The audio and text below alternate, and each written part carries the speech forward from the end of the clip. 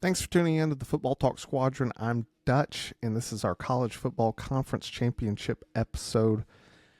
This is just going to be a solo episode for me. In total transparency, a few days ago, me and Maul recorded this episode. When we recorded, was ready to send it out yesterday. The files corrupted. There was multiple breaks in that episode that we thought that it had done its job with the online video recording system that we use through a website called Riverside, but it has broke multiple times. It's given us a little bit of pain here the last few episodes, so I do apologize for that. I say that to say that a lot of things in this episode you're going to hear me say from Maul's perspective, and that's the reason why, is because we recorded this episode. He made some really good points. One that I really think is sort of like a Hall of Fame level intuition that I really enjoyed, that I wanted to put back out there so that you guys could hear, and we'll get into that. So how the episode's going to go, we're going to talk a little bit up front about the committee's rankings and sort of what they mean going into this week's games. We'll talk about this week's games.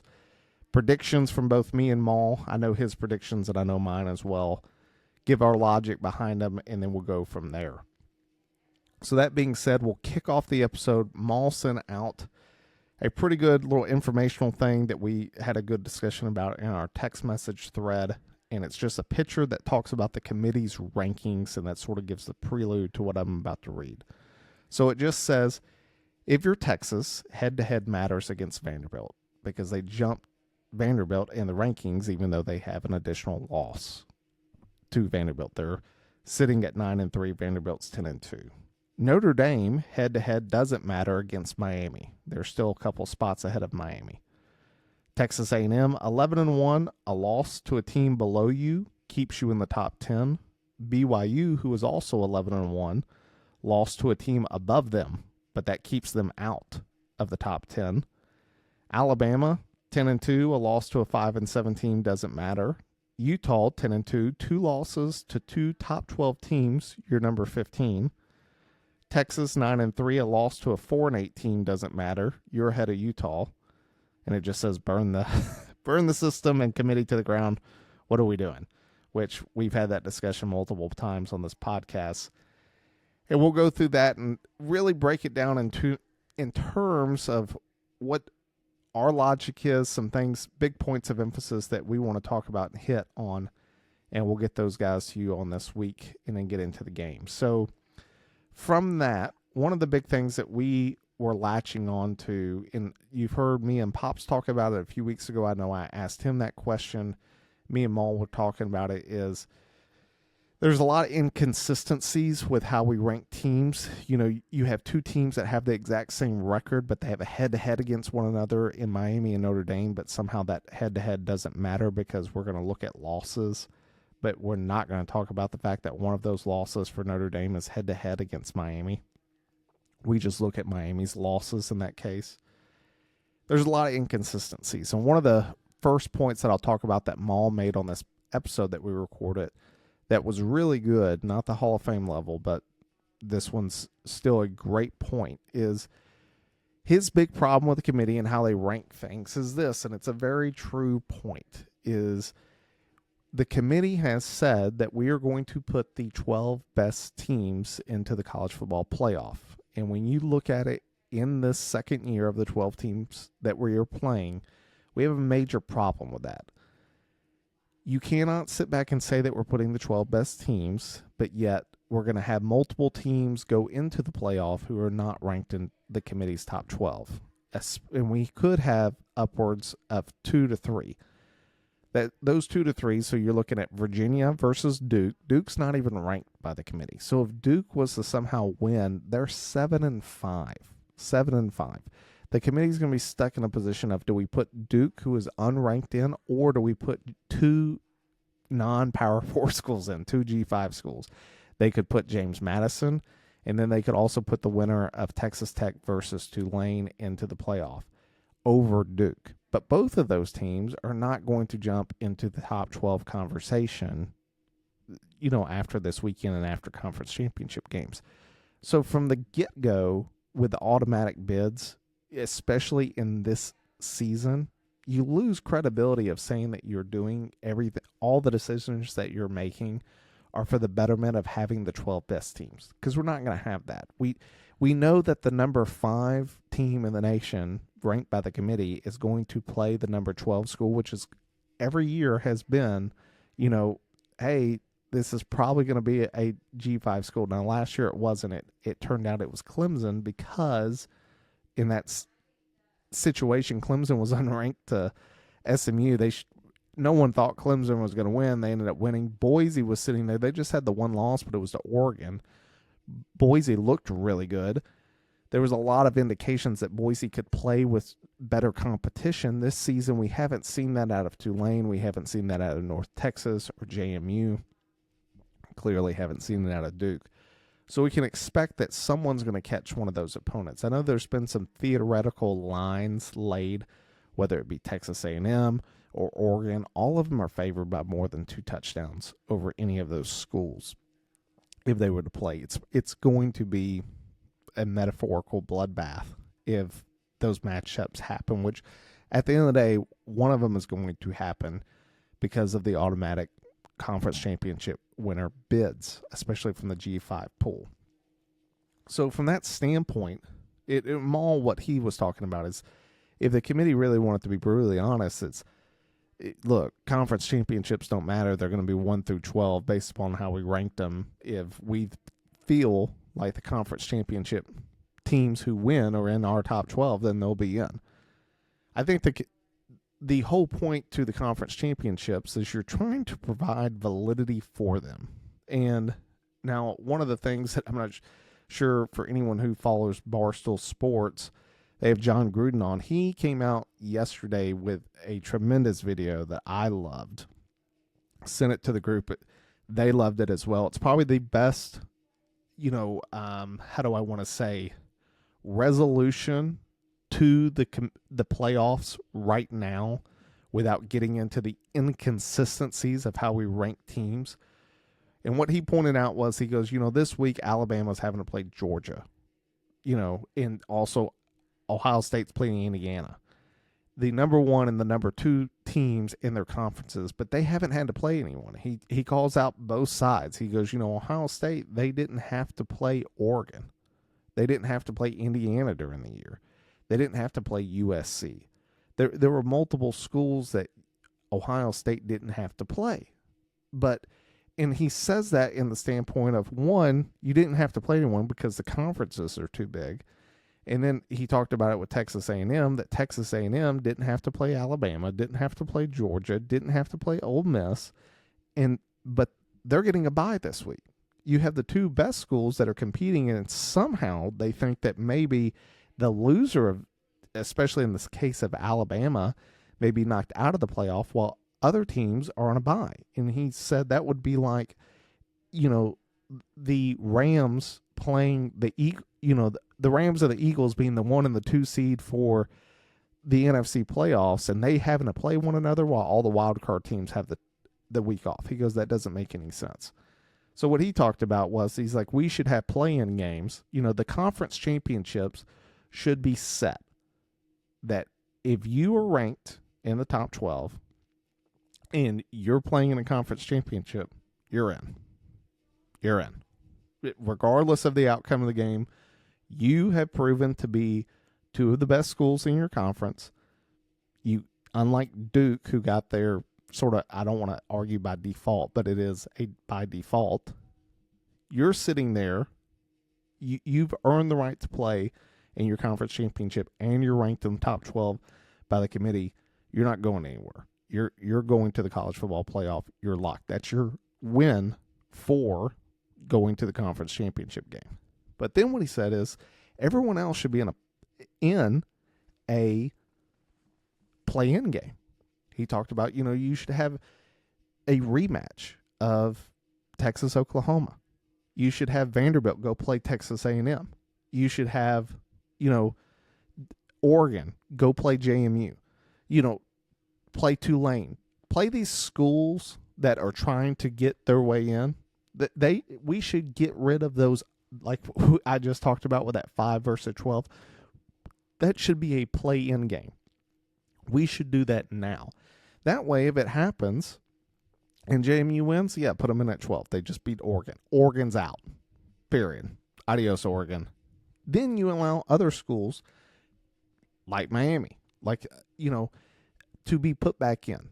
And now, in his scenario, Miami played Notre Dame again for a rematch, which who wouldn't want to watch? I literally sent the text messages to a group that said, if that happened for the next, 28 years that I'm here working a job I'd call out sick on this weekend for, to be able to watch these games. Having playoff games now, play-in games combined with conference championships would really solidify the weekend, because that's the big thing I get going into this weekend. I have the overarching sense, especially living in the South with SEC, and I get that I'm an Alabama fan, and it's not trying to be biased when I say this, but from a standpoint of when you think about the sport and you think about conferences and how much they're trying to protect their conferences, I sit back and I have to believe that from Greg Sankey, the SEC commissioner, that he is dead set on both Alabama and Georgia making it under every circumstance. Why? Because if the team, Bama is technically the number 1 seed in the SEC championship. If they were to get knocked out of the playoffs for having to play in their conference championship game, it devalues the conference championship game. And I know in this season it's the SEC, but it could easily be next season. This exact same scenario is for the Big Ten, and I guarantee you they are arguing the same. And now the Big 12's got just as much of an argument. Is they sit back and they go, both of our teams are 11-1, Texas Tech and BYU. Texas Tech had an ugly loss to Arizona State with their quarterback out. BYU just got throttled by Texas Tech. The crazy scenario is that BYU wins this weekend. If BYU wins, they're an automatic in. What do you do with Texas Tech? They're not going to bump them out of the top 12. So now you sit back and you go, well, that's 2 Big 12 teams. If you leave Alabama, Georgia in, regardless of the outcome, Indiana, Ohio State, I would argue regardless. Indiana could lose by 80 points, and they're still going to put them in, period. They have no losses going into this. I do not see the conference championships teams being punished, especially from the Big Ten and the SEC. You've seen multiple arguments made by both of those conference commissioners that they should have automatic bids up to 4. And I wouldn't say that I agree with the standpoint of that, but what I would say is that when you look at the top 12 by the committee rankings, and especially from the standings of how did the SEC finish, you can't leave schools out if you're going to put in a G5 school that clearly hasn't proven themselves with the schedule that other schools have, or in this, the off chance, but also still a chance that Duke shows up and beats Virginia this weekend, that now a 7-5 school because they won the ACC is going to the college football playoff. That's wild. So we talked about that. Then the other huge piece to the inconsistencies, and this is Maul's Hall of Fame level insight, is with Notre Dame. Notre Dame is the real team that when you really identify them, they shouldn't be in. They have 2 losses to start the season, somehow remained in the AP polls top 25, which I sent out a picture. Let's just get into this real quick. I'll give you a few seconds to think about it, but from the standpoint of the preseason AP poll, which Maul has said is the biggest problem with the rankings, is that we have this bias going into the season and it stays for the entire season. So here's the question. Of the preseason top 25 now in present day, how many of those teams are ranked? or better question, how many are unranked? How many have fallen completely out of the top 25? So just think about, out of 25 teams, how many now at the end of the season are now unranked? So the answer is 12. Half. Almost half. You split it, it's 12.5 for half, but 12 teams. The number 2 team in the nation ranked in the preseason poll, Penn State, unranked. Number 4, Clemson, unranked. Number 9, LSU, unranked. Number 11, Arizona State, unranked. Number 12, Illinois is unranked. 13, South Carolina, unranked. 15, Florida, unranked. 16, SMU, unranked. 17, Kansas State, unranked. 22, Iowa State, unranked. 24, Tennessee, unranked. 25, Boise State, unranked. That's a problem. But we latch on, the committee came out and said that they still value Oregon's win over Penn State because they thought that they were still a good team at that point, which just blows your mind, because that team that showed up against Oregon was the same team that showed up against UCLA the next weekend and got beat. So it's there's just things that the committee says that when they say it, you almost want to, you would wish that ESPN would be like a journalistic standpoint instead of being like a propagator of information. You would want Reese Davis to turn around and be like, what did you just say? Like, did you hear yourself when you said that? They don't hold the committee as, stringent as other people would, especially from a journalistic role. You can tell that, hey, the ESPNs, they're there for the numbers. They actually probably enjoy having the comments made. Why? Because people latch onto it and talk about it more, and it drives viewership to the show, drives viewership to ESPN. That's why we had the whole argument with YouTube TV versus Disney, because Disney owns ESPN, and when they canceled that agreement and stopped it, people were without the games for weeks. Why? Because people want to watch these shows. The more viewership we have, the more ESPN says, well, we believe that we're getting this amount of viewers, so we're going to raise the price. And that's the reason. You want the answer to anything? Follow the money, which is also sort of how teams are ranked. You want the answer to why certain teams are getting pressured to get put in over others? Follow the money. Notre Dame has their own channel, NBC. Been that way for years. They've been focused. But to go back to Maul's Hall of Fame point. So what Maul said, the issue with Notre Dame is, and this is such a true point, they're not in a conference, but they are propagated or put up by the fact that these conferences, especially the Power Four, allowed them to cherry pick their schedule from Power Four teams. And his point, which I think is tremendous, is that as a punishment, what the Power Four commissioners should do is they should ban their schools from playing Notre Dame during the regular season. If you don't want to be a part of our conference, then you're not going to play our conferences. We are not going to help your schedule each and every year by you getting to cherry pick who you play and still remain out of conference and be able to take full advantage of the monetary compensation that comes with making the playoff. They get the entire... When an SEC team makes the playoff, especially like back in the 4 team days, just to give this an example, they got paid out a allotment of money for making the college football playoff, which was a revenue share from the money generated by going to the playoff from everything that happens in the playoff through the media. That monetary sum was then split equally amongst all of the SEC or the Big Ten or however, based upon the teams that played. Notre Dame doesn't have to split with anyone. So when they get that huge lump sum payoff as being one of 12 now, or back in the days of the 4 team, one of 4, when they got their one of 4 cut, they kept it all. So his point was, stop scheduling them. Make them have to go out and play these Power 5 schools. And then, guess what? At the end of the season, they're not going to get this leverage of being like, well, we beat 7 Power 4 teams. It's like you didn't play in a conference. They should be punished. And I think that this is the answer. It's from a Power 4 commissioners. They should sit back and be like, look, at the end of the day, what Notre Dame does is he robs a spot from us every single year. We're having to compete against a team that doesn't play in a conference. So what are we going to do? You're not playing any of the teams from our conference, period. And we do that in order to make them join a conference.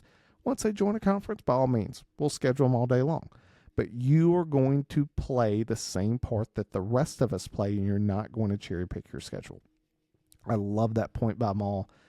I think it's the solution to Notre Dame and them being non-conference is you either play in one of the Power 4 conferences or your schedule's just absolute trash every year. You may run 12-0 and we'll give you the sympathy, number 12 seed every year or whatever, but it's going to be hard to justify why you're in the playoff when you haven't played anyone all year. That's the solution, which I love. We'll see if I doubt that ever happens, but that's the point. So then tonight, getting into the games, we got Troy versus James Madison. JMU's minus 24.5 point favorite. I don't see that changing. Troy's had some I've taken a look at both of their schedules. The games at James Madison, I like James Madison. Do I think they cover? Yes, from the standpoint of I like the team needing to highlight themselves in front of the committee. Do I think Troy comes out and tries to do everything they can? Yes. But from a standpoint of like preserving starters, any of that stuff, all that stuff's out the door. If JMU could win the game tonight by 100, they're going to win the game tonight by 100. Why? Because they want that to be in front of the committee. They want to give their biggest statement tonight. Give me JMU and the points. Other big game, North Texas Tulane. So Tulane, their coach Summerall is leaving for Florida. He is coaching his team, unlike Kiffin, through the college football, playoffs if Tulane was to win tonight. North Texas is favored minus 2.5. This one's a tricky one for me. I think North Texas has a really good passing offense. We saw them light up South Florida, then South Florida came back in the second half and just stomped out North Texas. Was sort of like North Texas's chance to sort of establish itself as a front runner for the playoff back then. That was me and Maul both have said that's the one game we actually ended up watching in North Texas, and it was one of those ones that you were just sort of like, oh, well, no hope to them, and here we are at the end of the season. I think that Tulane should be the favorite. I think Tulane should win. The only question I have in my mind is, what do the kids think? Because you have two different sets. So I talk about Kiffin and Summerall. Ole Miss, it seems like most of his kids are pretty upset that he left. Mad, in fact. I can see them coming out and trying their best to win every single game to prove that we didn't need you. Now, on Summerall's kids, it's one of those ones where I think that there's two ways to view this. I think that from the kid's perspective, are you disappointed that your coach is leaving? Absolutely. I think any kid that has any type of insight that goes, well, if Florida offered me money to come play, I would leave Tulane and go play for Florida. We see it with the transfer portal every year. I think kids understand that, hey, I'd probably take the job too, but I'm glad he's here coaching. I think that goes into it. I like Tulane in the game. I know that would be the upset pick, but in accordance with the bets, but that's just where my guts tell me. I think the kids are going to play for him tonight, try to send him out a winner. It could easily go the opposite, but I like Tulane in the game tonight. Then going into Saturday, start with the ones, I'll start with the Duke, Virginia. I mean, as we talked about, Duke 7-5, Virginia's 10-2. If Duke was to somehow win, it throws a multitude of problems into the committee's lap, which would honestly be comical to watch of how they tried to handle that now you're trying to keep either a 10-2 Miami out or a 9-3 Texas out. They're talking about who gets the last slot. Meanwhile, you're trying to say that you're putting the 12 best teams in, but you have a 7-5 Duke. It would be hysterical to try to watch the committee rationalize whatever happens at the back end of the rankings, period. Because even if Bama lost, if Bama loses, they're sitting back and be like, yeah, we lost, but Duke is 7-5, kick rocks, and we're having to put them in. It would be entertaining to watch. Unfortunately, I don't see that happening. The last time they played, Virginia won 34-17. I don't see it being, Vegas doesn't seem being that type of spread either. Spread is -4 right now to Virginia. You're going to hear me say this a lot over the next couple of games that we're going to analyze. It's hard to beat a team twice. It's difficult, very difficult, especially in the same mannerisms that you beat them the first time. I think Virginia wins the game. I think Duke does keep it close. It would be surprising to me to see Duke make the same mistakes they made the first time around that ended up costing them game and had to get away from them to do the exact same thing and get blown out again. I don't see that, but I do see Virginia coming out and handling their business. I think Virginia has the ability to run the ball. They've shown the ability to play good against good teams. I like Virginia in the game. But if it changes, and if Duke came out a winner, wouldn't shock me because we've seen Virginia beg for losses. They begged for a loss up until they got beat by Cal a few weeks ago. They turned it around since then.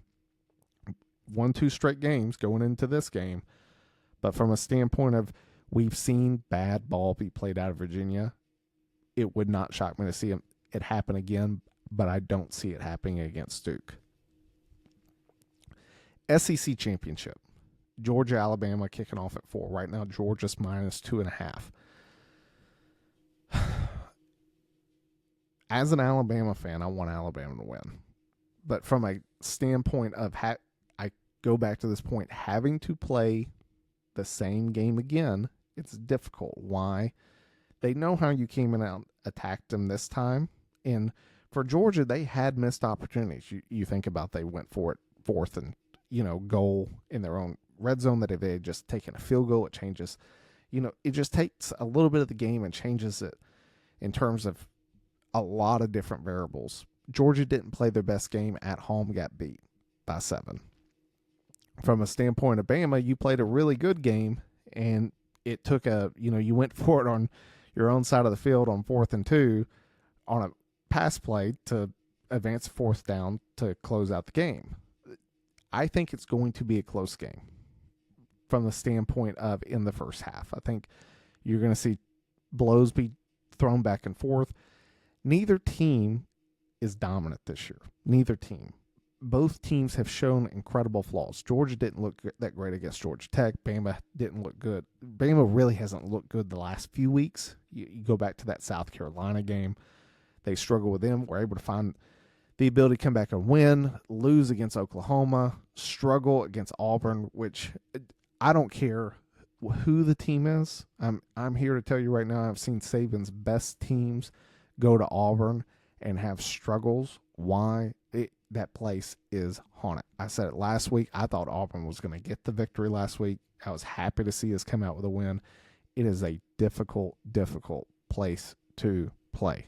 It's the best of us, and it's a rivalry game. They are difficult games.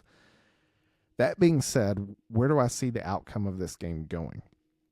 The thing that gives me hope for Bama is their defense has played exceptionally well the last few weeks. Yes, they got beat by Oklahoma, but when you look at it, Oklahoma got 3 turnovers, one of which was a pick 6, and the other 2 occurred inside of Alabama's side of the field. One resulted in a touchdown. The other, Bama's defense limited them to a field goal. 17 points off turnovers. If Bama's offense does that again against Georgia, they'll lose the game. You have turnovers, you're going to lose. They have to not turn the ball over, which they have been prone to do the last few weeks, and it's really led to some close games.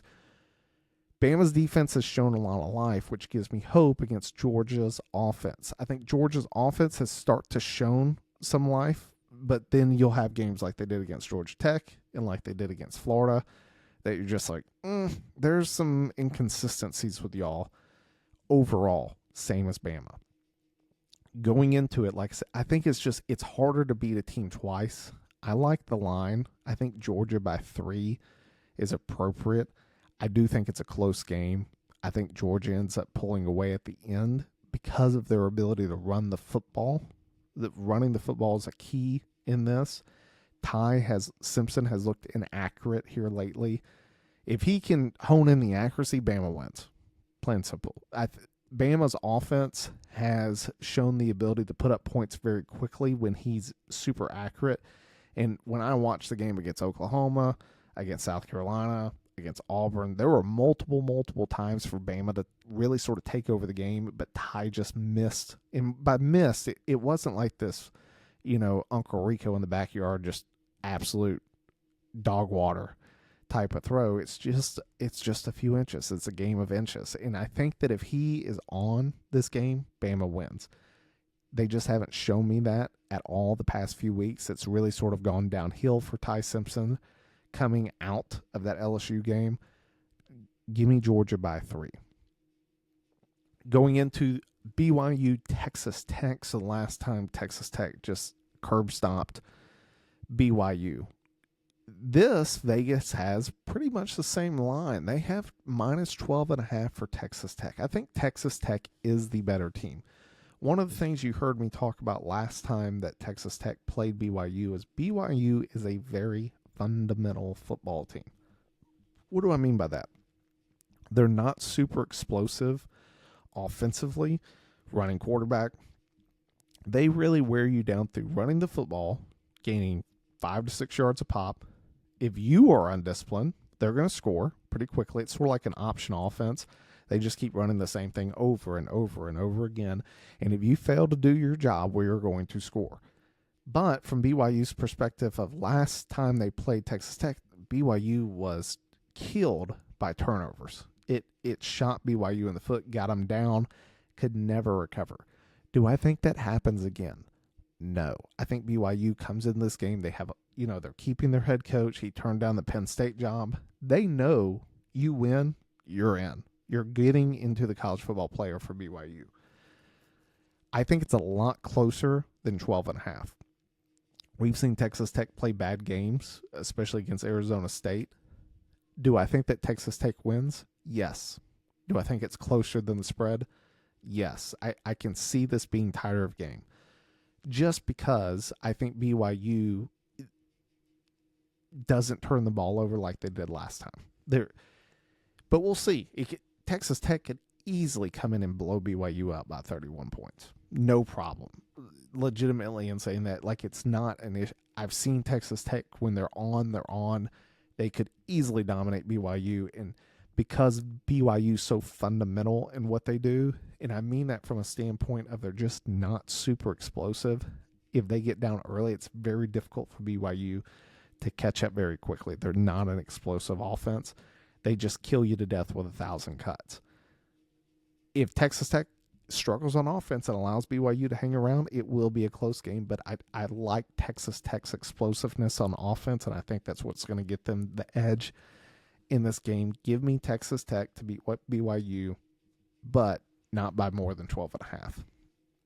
Then the evening game, Indiana, Ohio State, 2 unbeatens in Indianapolis. Right now, Ohio State's -4. That line's dropped a little bit. Started off as -5.5 for Ohio State, and it's worked its way to -4. This is the issue I have with Indiana compared to Ohio State. Throughout this season, especially in the second half, we have seen Indiana be very vulnerable. The Penn State game is the one that you can just latch on to. This is a Penn State team that's not going to a bowl. That, as we said, was the number 2 team in the nation. They were unranked. So it took a last-minute drive to go score. The issues I have is that Indiana has shown inconsistencies with moving the football and being run on, both of which are not good against Ohio State, who I would argue has been the most, I don't want to say complete team, but has been the most consistent team outside of the very first week against Texas in terms of putting the opponent away. How do I think Indiana can beat Ohio State? first and foremost, they have to stop the run. When last year, if you go watch that game where Indiana got murdered by Ohio State, what happened? They got ran all over. Could not stop the run. The trenches got murdered by Indiana, both offensively and defensively. They could not hold the line. And if that happens again, I'm telling you right now, Ohio State is going to win by more than 20 points. And it will be an ugly Big Ten game. Ugly to the point that I think people will question whether or not Indiana deserves to be in. It could easily go that way. I think Indiana has strengthened up their lines. My question is when you stop the run, what does it take to stop the run? Can you do it with your defensive line? And the reason I bring this up is where Ohio State, especially like against Michigan was selling out to stop the run, but it left coverage on their wide receivers one-on-one with Cornell Tate and Jeremiah Smith. If you do that, Ohio State's going to take shots. And those guys, more times than not, win those contested balls and win those shots. If that happens, if Indiana's having to pull safety into the box, I think Ohio State takes the game in order to stop the run, because I don't see Indiana's corner stopping Ohio State's talent on the back end from the wide receiver perspective. But if Indiana's trenches are better and they're able to stop the run with their front four and a linebacker, then it gives them a chance to take away the deep shot. That's what they have to do to Ohio State. If they can take away the deep shot and really take away Jeremiah Smith, I think Indiana can hang in this game. I think Indiana can win the game if that happens, especially if it's close going into the fourth quarter. We've yet to see, outside of week one for Ohio State, a team take Ohio State into the fourth quarter. If that can happen, it is going to test Ohio State. That being said, it's hard for me to trust Indiana because I have yet to see Indiana play a team that I thought was super good. We thought it was Oregon, but Oregon here lately, I would sit back and argue, not a great football team. I think they're probably the most overrated team in the playoffs right now outside of Texas A&M. Both of those teams have huge flaws in terms of just being overrated because everyone just says they're in, but I can easily see them lose opening weekend of the playoffs, depending on who they play. It's hard for me to take hard for me to take Indiana in the game. It's why I got Ohio State. Until Indiana shows that they can be physical against Ohio State and win the line of scrimmage, it's tough to pick them. I think Indiana is going to come out and try harder than they did last year, but it's hard for me to take them. Where was Maul at? Maul had Tulane, he had Georgia, he had Ohio State, he had Texas Tech, and he had Virginia. Our picks are the same going into this. So that means that we're wrong. Anytime that we have said, we're all on agreement, we're colossally wrong on something. We'll find out what it is. But from that standpoint, that's the logic going in. Sorry, like I said again, that Maul wasn't able to make the episode. Glad I was able to get this out. I'm going to get this out here. It's Friday evening. Get this out before the first round games kick off tonight for the JMU and Tulane and North Texas games. But I do appreciate you guys for tuning in. We will come back post the college football playoff rankings and conference champ weekend. We'll get into the playoff, give you our matchup feels, sort of what we see, give a total run through of who we think has the best chance to win the national championship, and give our predictions once that playoff bracket is set. But until then, time to pull chalks. Thank you guys for tuning in.